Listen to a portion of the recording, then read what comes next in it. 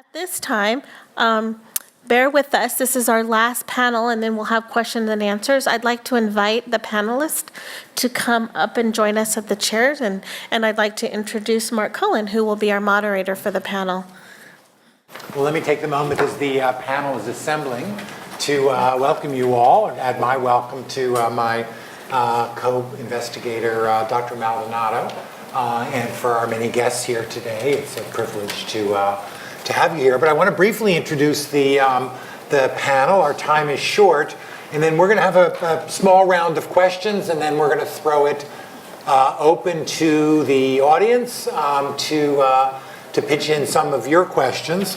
For those of you, you've all got the program sitting in front of you, lovely picture of my panelists here. Unfortunately, Lee Williams, I'll introduce first, a colleague, a professor of psychiatry, doing some spectacular work in the institution in the area of personalized mental health, looking for much more direct strategies for recognizing treatable conditions. Unfortunately, is herself, I think not mentally, but physically sick today, and wasn't able to join us, and she was quite unhappy.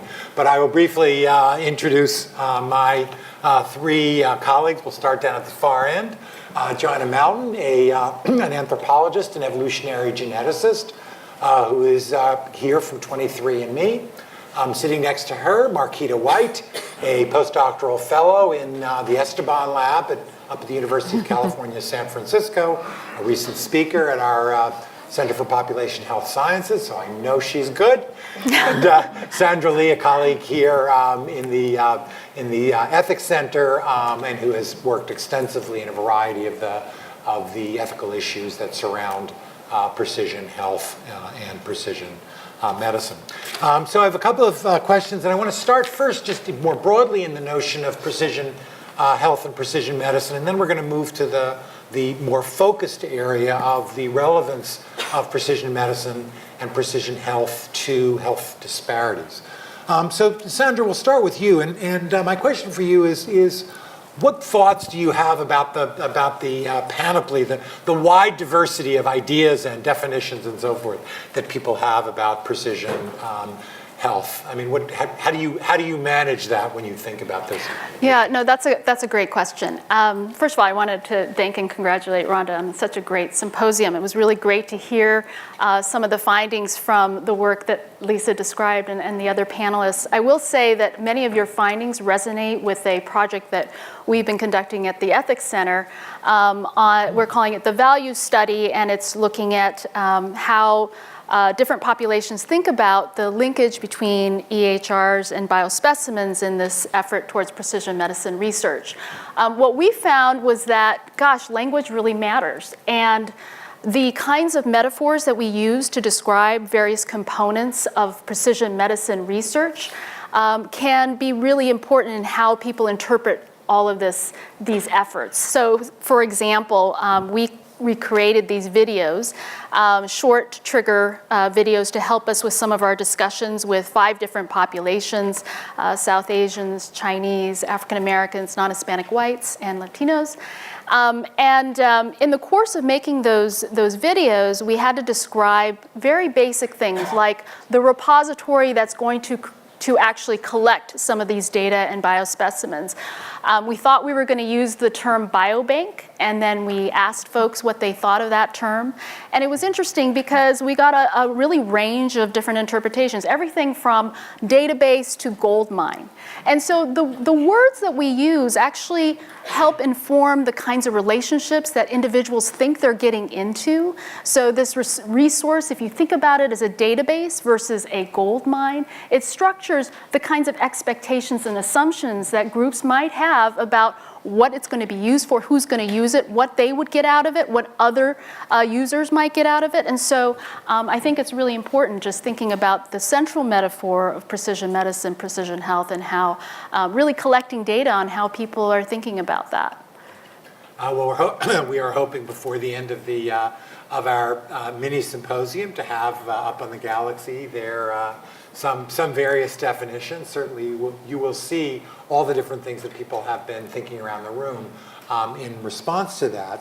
But I wanted to flip over for a moment to Joanna and ask, hopefully in a way that's compatible with the work that you do every day. How do you see precision health as being transformative to the healthcare, to health and healthcare arena, and what excites you most about it? So, am I on? Not sure. Yes. Hello? Yes. Okay, great. So, what excites me, I mean, I get to go every day and work at a company that aims very high and thinks, on a regular basis about how to inspire people to be engaged with their own health. And I don't know that this was very clear when we started or when I joined the company over 10 years ago, but it turns out that people are very interested in their health and themselves. And especially if you are able to provide them something in return, and I think this came up in the IPOP study that we heard about during the walk, that when we would provide people, people provide a saliva sample, we extract the DNA and generate genotypes for over 500,000 positions in the genome, and then we return the data from that directly to the customers, but also some reports that are in much clearer language. And language, as we've heard again and again, is critical here. People really are turned off by a lot of words. And so the excitement comes that we have seen that if you do provide this personalized information to people, they are far more likely to indicate that they are engaged in taking charge of their own health, and far more likely to take part in research. And for us, research is a key piece of what we do. We invite every customer, we have over 2 million of them, we invite every one of them to consent to be part of our research program, which is ongoing and very broad. And people are much more likely to consent if they feel like they're getting something in return. And so we work very hard on that return. And so I think the excitement comes from people's engagement in both their own health, but key here, and I can't emphasize it enough, is family. And we've heard that theme come up again and again. People care deeply about their family members, of course themselves as well, but their family. And if you bring in connections with family, that can be very positive. But people are also very willing to think more broadly about other members of their community or other people around the world and what their participation in research might do for those people as well. Great. Thank you. So there is a lot of excitement about the ability now, and I think you've seen an elegant example in the past hour of how we can use tools, the very same set of tools actually, are related tools to both develop strategies for prevention of a lethal disease or a potentially lethal disease in terms of Lynch syndrome, and then those same kinds of tools, molecular tools, then being used to develop new therapies for that. And it would be very hard for anyone sitting where we sit in the midst of this center to not be excited about that and awed by the possibilities of that, thinking about ourselves and our own families. But when we move from thinking about that to the particular issue of the relationship between such tools and their ability to address health disparities, we now move into an area that is a little less obvious. It's not completely obvious that these very, very, very technologically advanced tools can and will be used to address some of the disparities which plague us. And in fact, in the earlier presentation from the focus groups, you may have seen the not just the anxiety and the fear about some of these things and the knowledge about these things, but some of the very practical concerns people have. Will my insurance company pay for it? Will they use it against me? If I'm found to have one or another of these things, will I have the resources or the access to the kind of care that would make any difference? And if indeed those fears were well-founded in our society, perhaps they might be, people might say, this precision in health is great for people with resources, but not necessarily so great for the rest of us. And so Marquitta, we've seen you talk elegantly on some of these subjects. Talk a little bit about what kinds of practical things people are doing in laboratories and clinical groups and so forth to bring these tools to bear on health disparities. If you feel the need to use the wonderful work from your own lab, that would be just fine. Okay, well, since you invited it, I totally will. I think that one of the ways that precision medicine and the tools that we can apply to it are going to be used to really address health disparities is to really look at those differences and try to find out what are the factors that are really contributing to them. Because now we have all this big data, now that we're getting more involved in precision health and personalized medicine, we're trying to get that information on the particular things that affect these patient groups.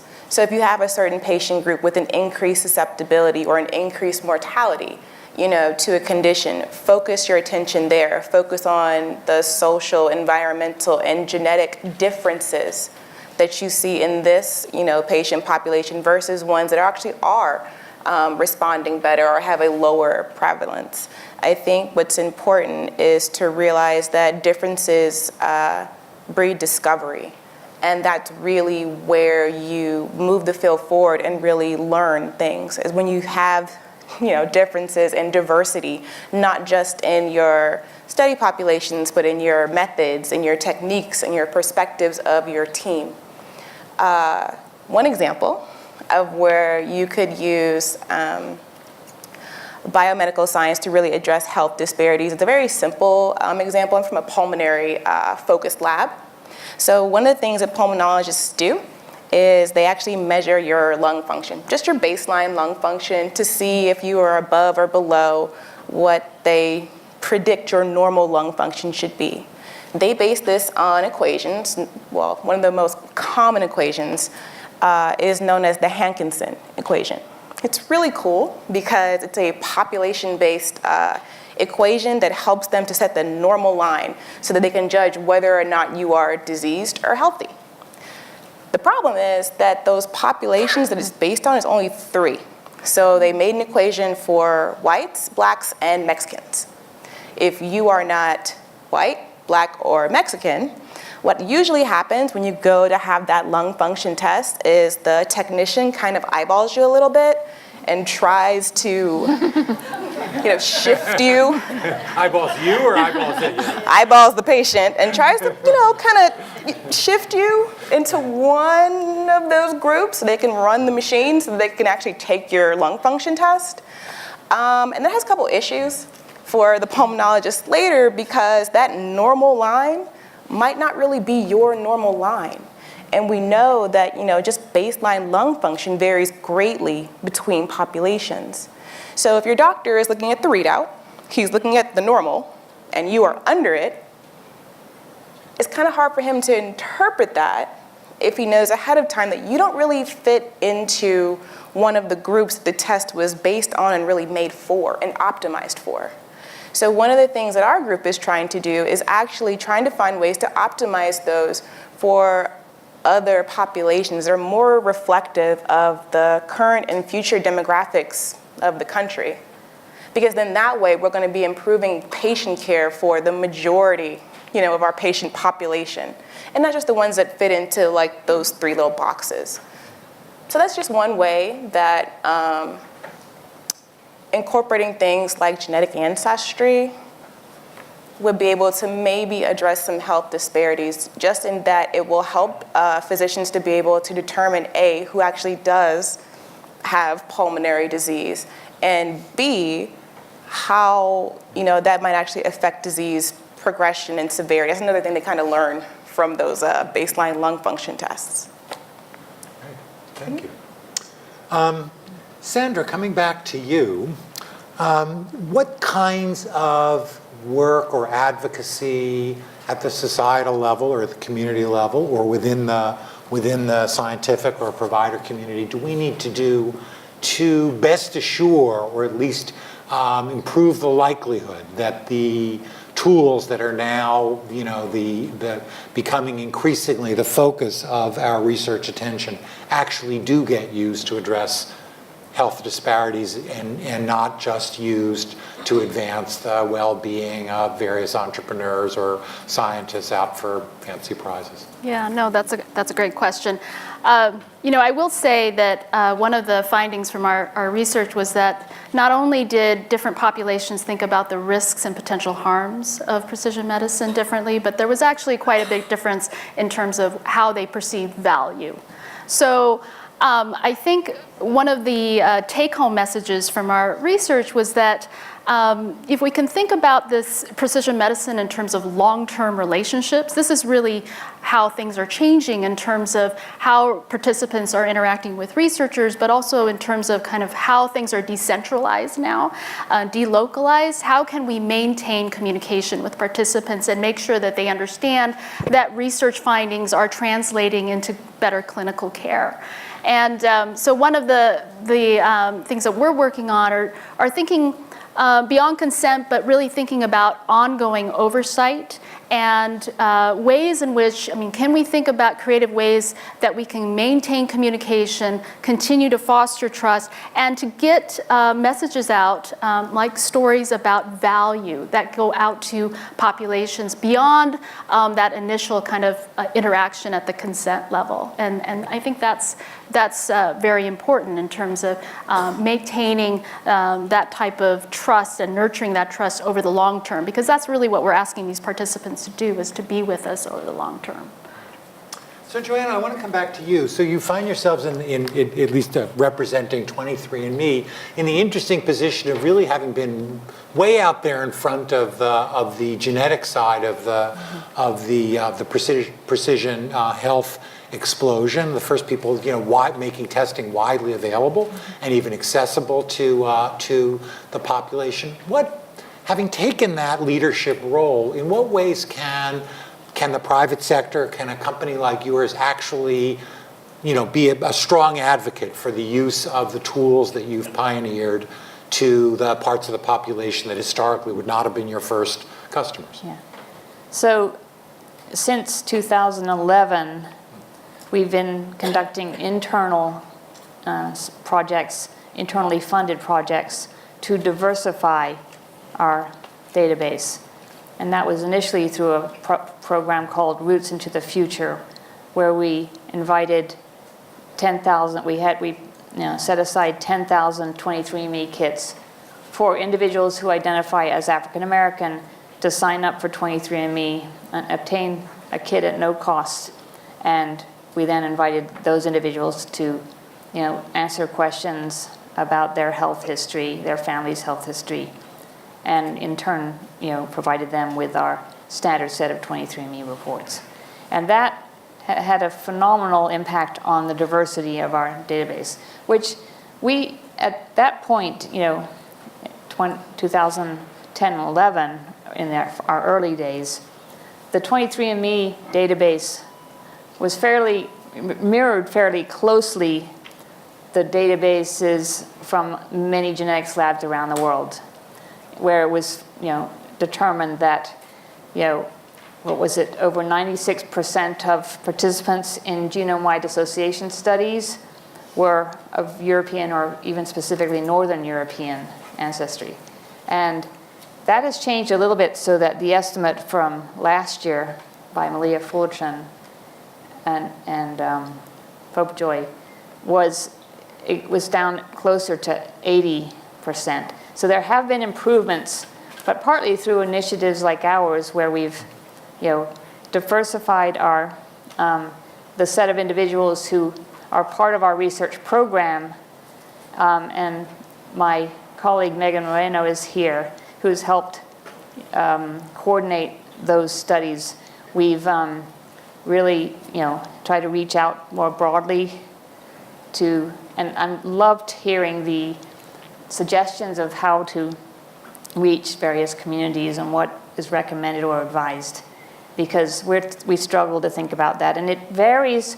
We use the term community often to refer to a community of individuals with a particular disease, but it can also refer to a community of people who identify as Ethiopian or Ghanaian. So the term community, is used very broadly by us, and we may want to interact with each of those communities in different ways. And so we do see that through the infrastructure that we have set up for research and for returning information to people about that may be valuable for them as they think about their own health, that this, we can kind of take that infrastructure, and if we invite and bring people in from other communities, then we can hopefully have a difference, make an impact on and reducing the research disparities at a minimum, but ideally a step further, and the health disparities as well. Right. So it's something on our minds. Thank you. No, that's terrific. Marquitta, when you think about the challenges, the one that Joanna talks to, and just in terms of even having the broad enough database so that we can meaningfully interpret much of the data in non-European populations, and I've heard you speak about this particular challenge. But what other challenges do you think we need to start thinking about besides sort of inclusion per se, if we're really going to take this set of tools and bring them to the hard task of dealing with the extraordinary disparities we've got as a country and as a society? So I think one of the first steps is going to be education, and educating these communities that have been traditionally, underrepresented and underserved. So one of the things that our lab does is for the communities that we study, Puerto Rican, Mexican, and African American, we also invest in these communities. We do neighborhood clinics, we do educational workshops. We explain to them exactly what it is we're doing with their data and how it's going to help them and what they're going to get back, if anything, and what it's going to mean. The other thing that we do is we really try to involve the youth of those communities. We encourage them to explore STEM disciplines for the future. We invite them into our lab. We take high school and undergrads into our lab. We show them how to do the kind of research that we do, to show them that it's not like magic. We just kind of are exploring problems that are not only important to them, but important to the country at large. So this is one of the things that we do. The other thing that we do is we try to really engage in team science and be highly collaborative with other groups to try to just improve the diversity overall of the larger population for genetics research. Because, as Joanna mentioned, Alice Popejoy, they did just publish that paper on how we're doing so far on diversity. I think it's good because we're moving in the correct direction, but I think that it's important to really realize how much of a move we're making. So Alice actually came to visit our lab a couple months ago, and we talked about her paper. And so while she did say that it's gone from 96% to 80%, she also kind of emphasized the point that wasn't really because of anything that we did here in the US. It's because Asian countries like Japan and China are now getting into genetics research. So the research that comes out of those countries was included into the calculation. So when she actually went back and looked at just US funded research, it went from 4% of non-Northern European to 6%. So there's a 2% increase in 7 years. So moving in the correct direction, super awesome, but not quite, as exaggerated as the graph would make you think upon first glance. So I think that it's also important to really know where we stand and know how important it is to keep moving that dial and realize that, research in, racially I guess, minority populations does not just affect health in those populations, it affects health in everyone. Recently, an African American cohort was used as a clinical trial for a drug that is now effective in everyone, simply because that population had a specific genetic variant in the target gene that was at a very low prevalence in all other populations, so they couldn't get enough people to actually test it well. But in that population, it, occurred naturally. So now they found somewhere where they could test something that works in everybody. So precision healthcare is not about focusing, solely on one group versus another. It's just about not generalizing from any one group to any other group. It's about really bringing patient care or improving patient care for everybody. I think that if we increase our education, really focus on increasing the diversity of our patient populations and encourage youth from those populations that we are trying to focus our studies in to join the STEM disciplines, to understand what we're doing, and to be advocates, for their health and for their communities, that would be really helpful. Oh, thank you. So before we throw it open to the rest of you, you've been sitting quietly and patiently. I just want to ask Sandra one question to conclude this part of our program, which is, talk to me a little bit about the ethics of the now increasingly large portion of our federal and private research budgets that are going into sort of precision health related fields at a time when we have arguably huge and maybe even growing disparities. There are certainly among us people cynical enough to say things like, why are we spending tens of billions of dollars every year studying treatments of rare cancers and the like, when we have enormous unfilled needs to deal with social determinants of health, with access to health, with affordability of health, differential information, and so forth. So how are we to think about that? Yeah, so I think it's a good question. It's a fair question, and it's a social justice question. So I think it goes back to our definition of precision health, and I want to go back to that definition that was up there,